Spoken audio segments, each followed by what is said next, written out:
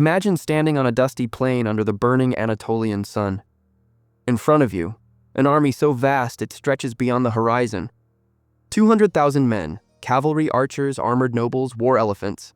And behind you, just 10,000 Roman soldiers. No walls, no reinforcements, no escape. Any rational commander would retreat. Any sensible general would surrender. But in 69 BC, one man looked at impossible odds and said something history would never forget. They are too many to be dangerous. This is not a legend. This is not a myth. This is the true story of how 10,000 Romans crushed an army of 200,000 at the Battle of Tigranocerta, one of the most shocking military upsets in ancient history. And by the end of this story, you'll understand why numbers alone have never decided wars. Before we dive deeper, subscribe for cinematic history that feels like a movie like this video if you love impossible battles, and comment below, where are you watching from? Your country, your city, I read every comment. Now, let's go back more than 2,000 years. By the 1st century BC, Rome was no longer just a city, it was a machine of conquest. Its legions had crushed Carthage, subdued Greece, and bent the Mediterranean to its will. But in the east, a new power had risen.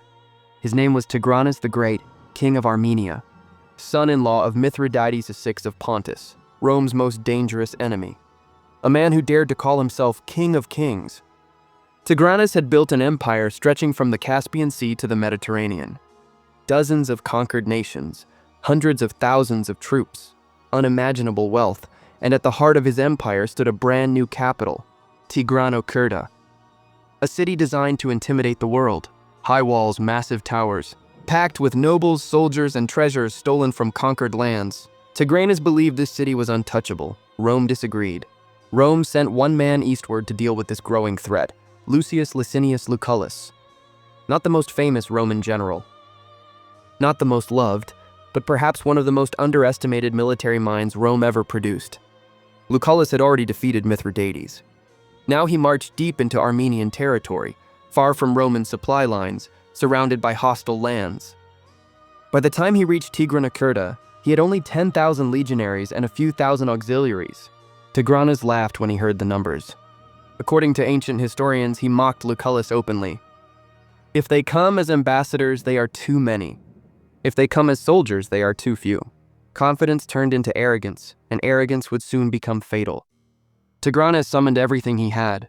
Heavy Armenian cavalry clad in steel, Eastern archers who could rain death from afar, infantry drawn from across his empire, Media, Cappadocia, Syria. Some sources even claim war elephants marched with his host. By ancient estimates, his army numbered 200,000 men. Lucullus surveyed the field. He knew one truth every Roman commander understood. Battles are not won by numbers. They are won by discipline, positioning, and fear.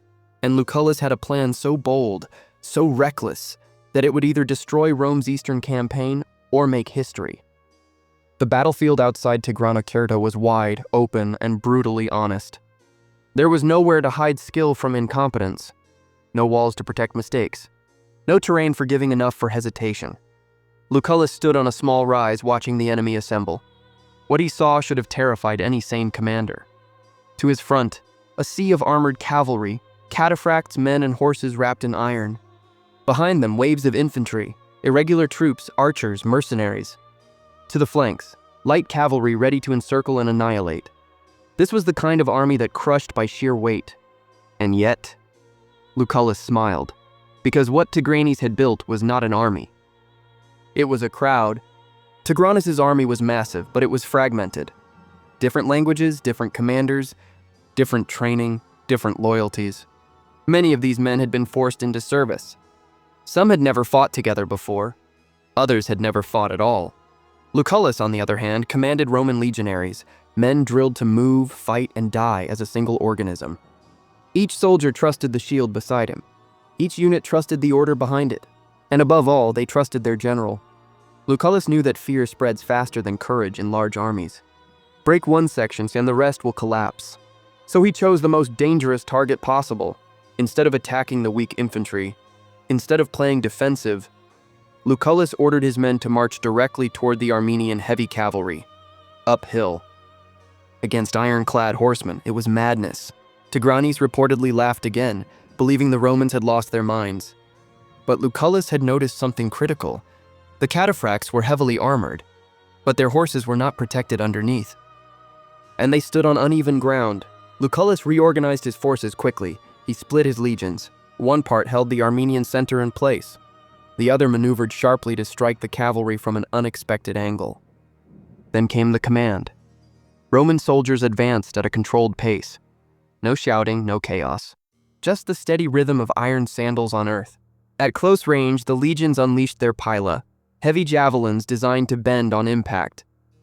They didn't aim for riders, they aimed for horses.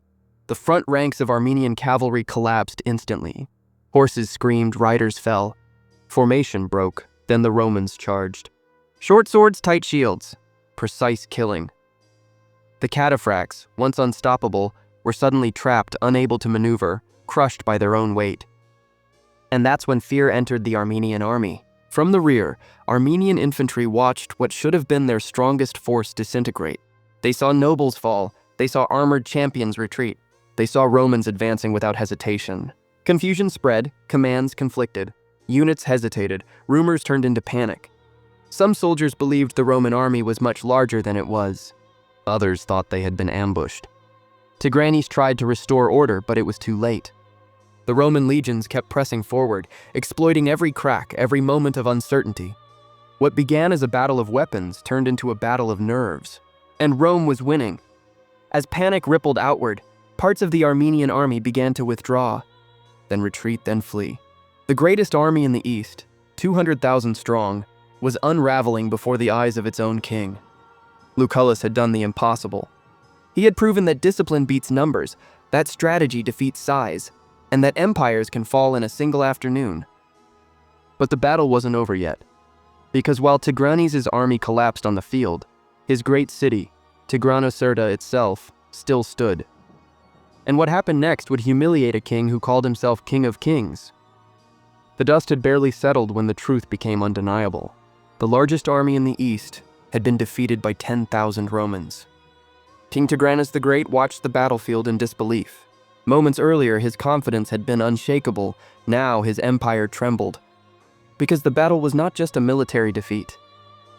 It was a psychological execution.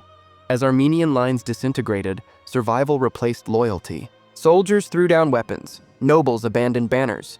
Officers fled without orders, and then Tigranes himself turned away. Ancient sources record that the so-called King of Kings fled the battlefield, escorted by a small guard, leaving his army behind. The symbol was devastating. In ancient warfare, when a king ran, the war was already lost.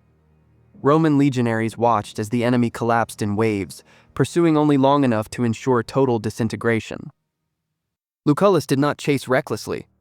He didn't need to. The battle was finished. With the field secured, Lucullus turned his attention to the prize that mattered most, Tigranocerta. This was no ordinary city. It was a monument to Tigranes' ego, built with forced labor, populated by deported peoples from conquered lands, stuffed with gold, silver, and royal treasures. The city was meant to declare one message to the world: I am untouchable. But walls mean nothing when loyalty is forced. Inside Tigranocerta, panic spread faster than outside. The people inside the city were not Armenians by choice. They were Greeks, Syrians, Cappadocians, relocated against their will. They had no reason to die for Tigranes. When news arrived that the invincible army had been destroyed, morale evaporated. Lucullus surrounded the city. Siege engines moved into position. Roman standards were raised within sight of the walls, and then something extraordinary happened. According to ancient historians, the gates were opened from inside. The very people Tigranes had enslaved delivered his capital to Rome. No heroic last stand, no glorious defense, just silence and surrender. Roman soldiers marched into Tigranocerta in disbelief. They had not just defeated an army 10 times their size. They had captured one of the richest cities in the east. Warehouses overflowed with treasure. Palaces stood abandoned. Royal luxuries lay untouched. The wealth seized was so immense that every Roman soldier received a reward far beyond expectation. Lucullus allowed controlled looting, but maintained discipline. He wanted Rome to see him not as a butcher, but as a conqueror who brought order. For Tigranes, the loss was catastrophic. His prestige shattered, his alliances weakened. his myth destroyed. Neighboring kingdoms that once feared him began to distance themselves. Subjects started to question his legitimacy.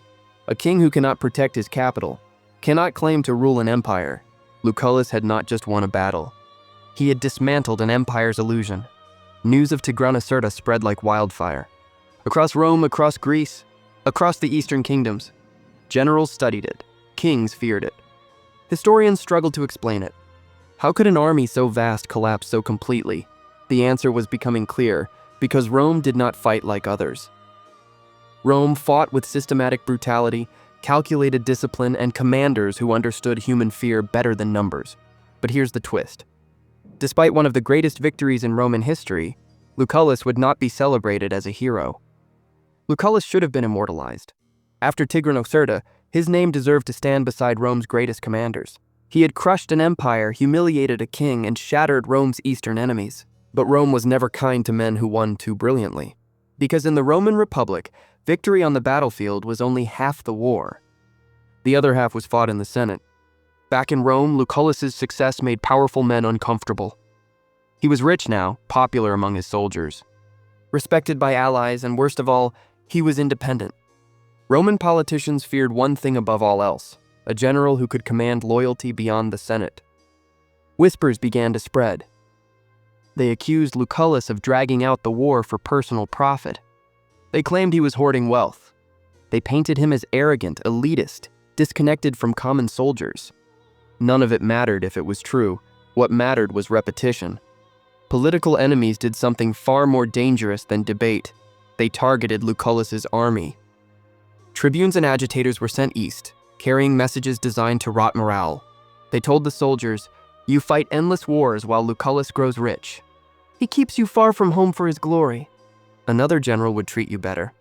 The legions had marched for years. They were tired. They were far from Italy. Doubt found fertile ground. Lucullus noticed the change. Orders were followed slower. Camps grew noisier. Discipline, Rome's greatest weapon, began to erode. He tried reason, he tried authority. But loyalty, once questioned, is never the same. Some units openly resisted marching orders. Others refused to fight. For a Roman general, this was unthinkable. Victory had made Lucullus powerful. Politics made him powerless. Meanwhile, Tigranes was not finished. Though humiliated, he still lived. And in the east, survival was power. He retreated into the Armenian highlands, where Roman formations struggled. He avoided open battle. He rebuilt alliances quietly. Most importantly, he learned. He no longer trusted massive, uncoordinated armies. He relied on terrain, delay, and Roman exhaustion. The war dragged on, and as it did, Lucullus's authority shrank. Eventually, Rome made its decision. Lucullus was recalled, not in chains, not in disgrace, but stripped of command. His replacement, a rising political star with something Lucullus lacked: connections. His name was Gnaeus Pompeius Magnus Pompey the Great. He would arrive to finish a war Lucullus had already won, and history would remember Pompey as the hero of the East, while Lucullus faded into luxury and silence. Lucullus returned to Rome wealthy but broken. He withdrew from politics. He built gardens, libraries, banquets. Later Romans would mock his extravagance, unaware that this indulgence was the reward of a man betrayed by the system he served. The man who shattered an empire was defeated by his own republic. But the story of Tigranocerta does not end with Lucullus, because this battle changed how wars were fought forever. Most ancient battles ended when the killing stopped. Tigranocerta did not. Its impact echoed for centuries, because it exposed a truth many empires refused to accept. Wars are not won by size. They are won by structure. For most ancient rulers, power was measured by how many men could be assembled. More soldiers meant more strength. More cavalry meant more dominance. More banners meant certain victory. Tigranes believed this completely. 200,000 men should have erased 10,000. But what Lucullus demonstrated was revolutionary. An army without cohesion is not an army.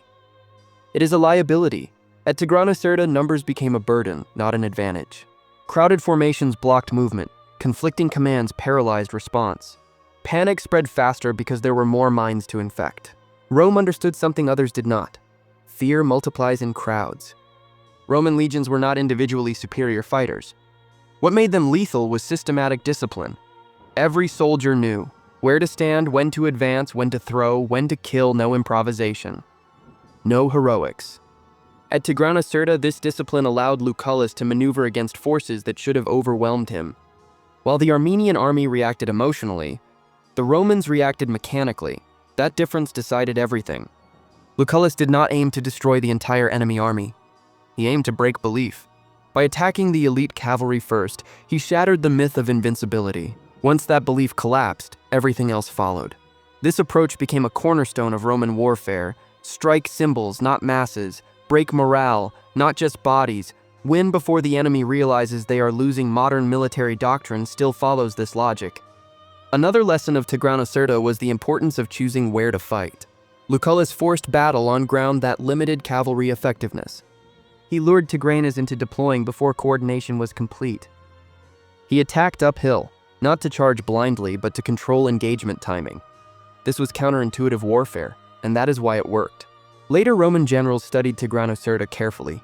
So did medieval commanders. So did early modern strategists. Even today, military academies analyze battles like this, not for weapons, but for decision-making under extreme disadvantage. The lesson remains unchanged. A smaller force with clarity, cohesion, and leadership can defeat a massive force ruled by arrogance. But there was a darker lesson too. Rome learned that intelligence and discipline made generals powerful, and powerful generals frightened politicians. Lucullus's fate became a warning. Win too brilliantly, and the system will fear you. That lesson would shape Roman politics for generations, and eventually lead to civil wars that destroyed the Republic itself. So what is the real legacy of Tigranocerta? Is it a story of Roman genius? Or a warning about power, pride, and political betrayal? History often remembers empires. It rarely remembers the moment those empires were exposed as fragile. Tigranocerta was one of those moments. On a single day in 69 BC, the illusion of invincibility died on a dusty plain of Armenia. 200,000 men stood confident in their numbers. 10,000 stood confident in each other. Only one of those beliefs survived. Tigranes the Great ruled a vast empire, but it was built on fear, forced loyalty, and spectacle. His army looked unstoppable. His capital looked eternal. His title, King of Kings, sounded absolute. But power that relies on intimidation collapses the moment intimidation fails. At Tigranocerta, the strongest symbol of his rule, his elite cavalry, fell first. And when symbols fall, empires follow. Rome did not win because it was richer, or because it had better weapons. Rome won because it understood human nature. The Romans knew fear spreads faster than courage, confusion kills more armies than swords. Leadership is felt before it is seen. Lucullus exploited these truths mercilessly. He didn't try to fight everyone, he fought belief. And yet, the man who orchestrated this masterpiece was denied glory. Lucullus did everything Rome asked of him. He defeated its enemies, he expanded its influence, he protected its interests. But Rome rewarded him with silence. His story is uncomfortable because it reveals that systems often punish those who expose their weaknesses. Lucullus was too capable to be trusted. Tigranocerta is not just an ancient battle. It is a warning that size without unity is weakness, a warning that arrogance invites collapse, a warning that true strength is quiet, disciplined, and often underestimated. Every era has its Tigranes. Every era believes numbers guarantee victory. History disagrees. Imagine the battlefield one last time. Thousands of abandoned shields, broken banners fluttering in the wind, Roman standards standing untouched, no cheers, no speeches, just the silence that follows realization. The realization that power is not counted, it is built. If this story made you see history differently, like the video, subscribe for cinematic deep dive documentaries, and comment below. Where are you watching from? Your voice matters here, because history isn't just about the past. It's about understanding the present.